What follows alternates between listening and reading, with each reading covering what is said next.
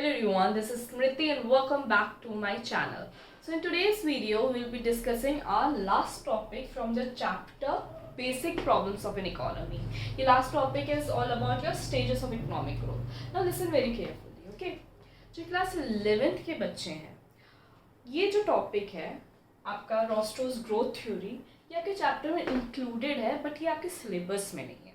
तो 11th class के बच्चे अगर आपको जस्ट फॉर योर नॉलेज देखना है तो आप देख सकते हैं, ठीक है. पढ़ना है तो आप पढ़ सकते हैं क्योंकि ये इकोनॉमिक सब्जेक्ट के हिसाब से ये जो थ्योरी है ये बहुत इम्पॉर्टेंट है.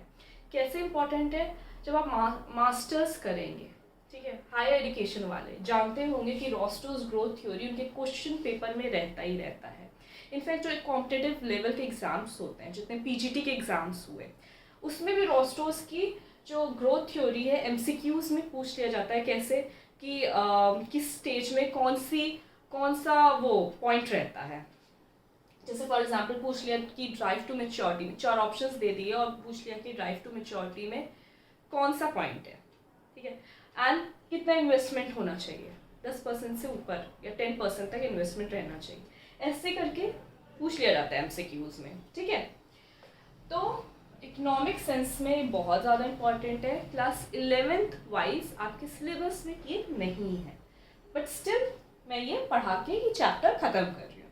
ऑलराइट, सो स्टार्ट करते हुए दिया रॉस्ट्रोस ग्रोथ थ्योरी. रॉस्ट्रोस ग्रोथ थ्योरी जो आपके ग्रोथ है, काफ़ी सारे प्रोफेसर्स, काफ़ी सारे इकोनॉमिस्ट ने डिफरेंट स्टेजेस दिए हैं ऑफ डेवलपमेंट. एक इकोनॉमी किस किस स्टेज से डेवलप होके जाती है, उसमें से रॉस्ट्रो ने ये थ्योरी दी है जो कि one of the most important theory है क्योंकि उसने एक एक स्टेज समझाया है कि एक इकोनॉमी डेवलपमेंट में जब वो डेवलपमेंट को जाती है, एक प्रोसेस में जाती है, तो किस किस सोसाइटी किस किस स्टेज से गुजरती है. First is your traditional society. जब एक इकोनॉमी, जब एक सोसाइटी स्टार्ट होता है तो यहीं से स्टार्ट होता है, ठीक है. ट्रेडिशनल सोसाइटी से ही स्टार्ट होता है, यहीं से it begins. Alright, now traditional society नाम से पता चल रहा है it's very traditional, it's very orthodox, is the first level of society, ठीक है. इसमें क्या है? There is no modern science, there is no technology, no saving, no investment. Alright, सबसे ज़्यादा मेन ऑक्यूपेशन क्या है फिर? That is agriculture. Agriculture is the backbone of this society. इस स्टेज में agriculture is one of the most important. आपको रहना है, खाना है, किसके बेसिस पे? एग्रीकल्चर के बेसिस पे. Alright, agriculture is the primary source of living. सब कुछ एग्रीकल्चर पे है, ठीक है. और यहाँ पे there is no growth, economic growth नहीं कर रही है, ठीक है. और यहाँ पे कंजम्पशन भी उतना ही है जितना आप एग्रीकल्चर से आपको मिल रहा है, उतना ही आप कंज्यूम कर रहे हो. एक्स्ट्रा कोई इतना आउटपुट नहीं हो रहा कि आप बेच सको या ट्रेड कर सको, नथिंग, ठीक है. सिर्फ खाने भर तक के लिए आपका एग्रीकल्चर का आउटपुट निकाल दे रहे हो. So main thing traditional society में सिर्फ एग्रीकल्चर बेस्ड है, nothing else. There is no level of growth है. ऑलराइट, कोई सेविंग, कोई इन्वेस्टमेंट, कुछ नहीं. ना सेकेंड स्टेज में आता है, ये है pre take off stage. Pre take off stage, इसको ट्रांजिशनल एरा भी कहते हैं. ट्रांजिशनल एरा मतलब जहाँ पे चेंजेस आने लगते हैं, वी स्टार्ट टू ग्रो. पुरानी चीज़ें ख़त्म होने लगती है और हम लोग नई चीज़ें अपनाने लगते हैं. वो जो चेंजेस होता है उसे कहते हैं ट्रांजिशनल एरा. मतलब बोल सकते हैं कि ट्रेडिशनल सोसाइटी ख़त्म हो रही है एंड एक सोसाइटी मॉडर्न लेवल या मॉडर्न टाइम की ओर बढ़ रहा है, तभी इसको कहेंगे ट्रांजिशनल एरा. क्या है ये? Changes start to occur. Obviously हम लोग बढ़ रहे हैं मॉडर्न सोसाइटी के लिए, हम लोग बढ़ रहे हैं अपने मेच्योरिटी या हाई मास कंजम्पशन के सोसाइटी के लिए. तो यहाँ प्री टेक ऑफ स्टेज में क्या होता है? आपका पहला ट्रेडिशनल सोसाइटी था, हो गया. Second is your pre take off stage, जिसको हम लोग ट्रांजिशनल एरा कह रहे हैं. इसमें क्या है? Changes starts to occur in education, value, social attitudes and expectations of people. जो बिहेवियर है, ठीक है, वो चेंज होने लगता है. सोसाइटी का बिहेवियर, सोसाइटी की सोच चेंज होने लगती है, बेटरमेंट की ओर बढ़ते हैं. एजुकेशन को लेकर, अपने जॉब को लेकर, इंडस्ट्री को लेकर, ठीक है, धीरे धीरे करके आगे बढ़ते हैं, टेक्नोलॉजी स्टार्ट हो जाता है यूज करना, यहाँ पे टेक्नोलॉजी आ गया, ठीक है, technological revolution takes place in the stage, ठीक है। Now trade starts both external and internal, externally and internally हम लोग ट्रेड को स्टार्ट करते हैं, मतलब कि जो भी हम लोग बना रहे हैं, जो भी आउटपुट प्रोड्यूस हो रहा है, अब हम लोग उसको बेच रहे हैं, we are trading it, we are selling it, ठीक है। एंड एक्सटर्नली मतलब बाहर भी जा रहा है, और इंटरनली मतलब आपस में भी हम लोग ट्रेड कर रहे हैं।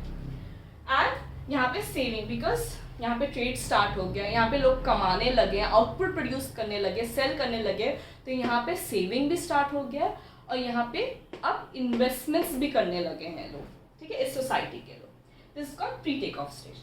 Now third is your take off stage. Take off stage में क्या है, great watershed in life of society, काफी चेंजेस आने लगे, यहाँ पे स्लो चेंजेस थे, यहाँ पे और यहाँ पे तो चेंजेस ही नहीं था, यहाँ पे slowly and steadily changes start होने लगे, और यहाँ पे बहुत ज़्यादा चेंजेस देखने लगे, हाई वे में, हायर लेवल में चेंजेस आने लगे हैं।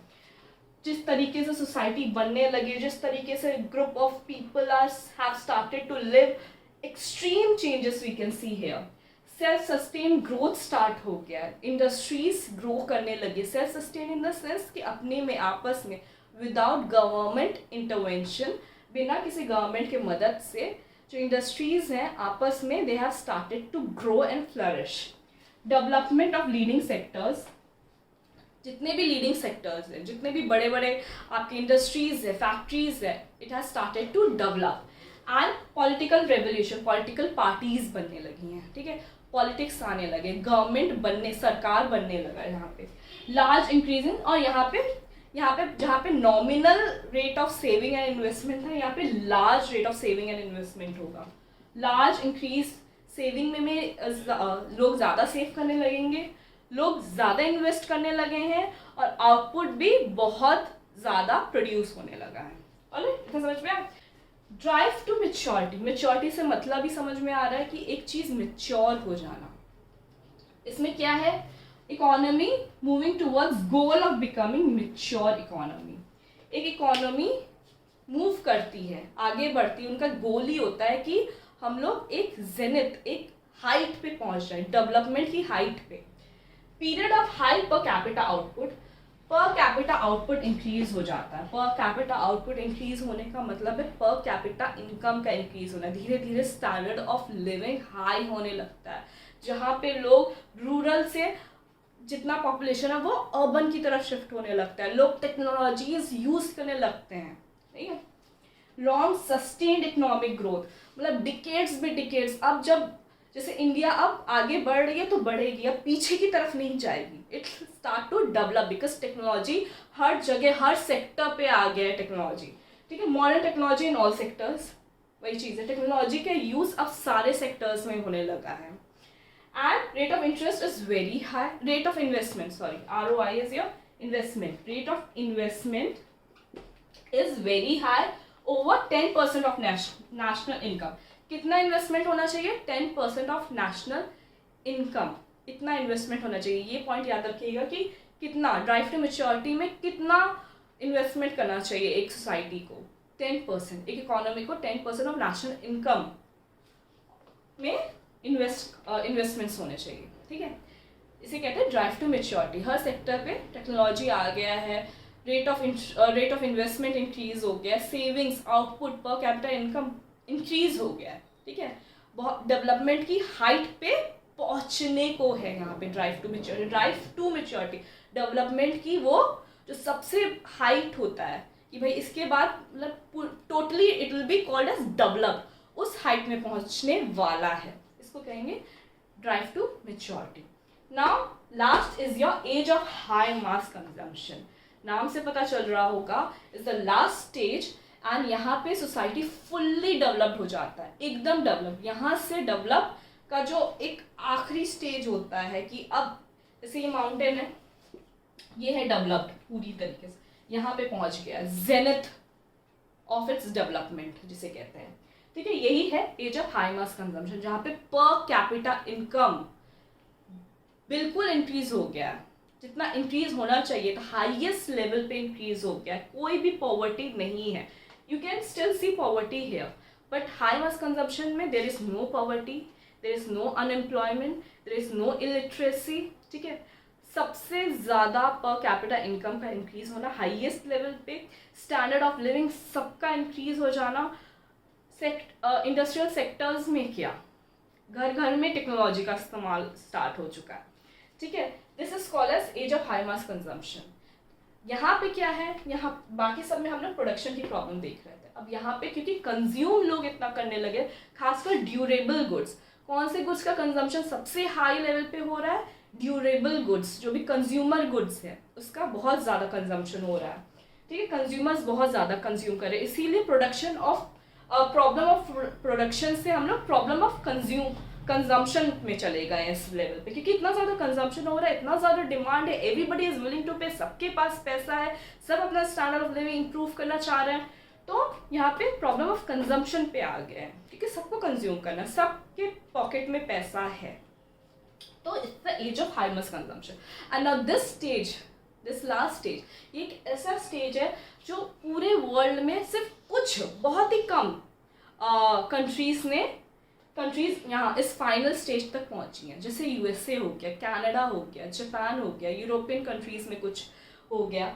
वो कुछ कंट्रीज है जो age of high mass consumption के स्टेज पे हैं. ठीक है, वहाँ पे रिलेटिव पॉवर्टी है. Relative poverty in the sense कि अगर एक के पास मर्सिडीज़ है तो दूसरा अपने आप को कंपेयर कर रहा है कि मेरे पास तो मर्सिडीज़ से कम है, चलो कोई नहीं, मैं नेक्स्ट ईयर खरीद लूँगा. ठीक है, वहाँ पे पॉवर्टी लेवल नहीं है, वहाँ पे आप समझ रहे हो ना, relative poverty in the sense कि इसका घर बहुत ज़्यादा बड़ा है, 6000 स्क्वायर फीट में, और मेरा 4000 स्क्वायर फीट में है. तो ऐसे रिलेट कर सकते हैं अपनी पॉवर्टी. और यहाँ पे इंडिया में डेवलपिंग नेशंस में क्या प्रॉब्लम है कि पॉवर्टी, हेड काउंट पॉवर्टी है. यहाँ पे कभी कभी 2 वक्त की रोटियाँ भी नहीं मिलती है. तो ये है प्रॉब्लम. बट यहाँ पे age of high mass consumption, सारी जितने भी वर्ल्ड की इकोनॉमी है सब कोशिश कर रहे हैं कि इस स्टेज तक पहुँचे, लेकिन अभी तक सिर्फ मुश्किल से बहुत ही कम कंट्रीज़ हैं जो पहुँच पाई है इस स्टेज तक. ठीक है, टोटली डेवलप्ड नेशन जैसे अमेरिका हो गया, वो बताया ही है, America, Japan, European Nations, Canada यहाँ तक पहुँच पाई है. और जापान में तो आपने देखा ही होगा कि हर घर में टेक्नोलॉजी का इस्तेमाल हो रहा है. इफ़ यू हैव सीन, अगर आप सोशल मीडिया यूज़ करते हो तो यू कैन सी कि जापानीज़ विमेन हर चीज़ में, छोटी छोटी चीज़ों में टेक्नोलॉजी इस्तेमाल करती है. इतना हाई टेक्नोलॉजी होता है, इतना टेम्पटिंग लगता है कि भाई मेरे पास भी होना चाहिए. तो वही है, यही है age of high mass consumption, जो कि मैक्सिमम लेवल है आपके एक डेवलपमेंट का. इसके बाद डेवलपमेंट मतलब फुल्ली डेवलप्ड है. ठीक है, इतना समझ में है. होपफुली ये पूरी थ्योरी आपको समझ में आ गई हो और ये चैप्टर ख़त्म हुआ. ये हायर एजुकेशन के लेवल में बहुत इंपॉर्टेंट है, रॉस्ट्रोस की ग्रोथ थ्योरी, तभी मैंने ये पढ़ा दिया है. ठीक है, जो पीजीटी वगैरह की तैयारी कर रहे हैं वो ये वीडियो देख सकते हैं, समझ सकते हैं. सो होपफुली आपको अच्छी तरीके से समझ में आ गया होगा. कोई भी कन्फ्यूजन है, कमेंट सेक्शन ओपन है. And thank you so much for watching my video. पसंद आए तो लाइक एंड सब्सक्राइब जरूर करिए. Thank you.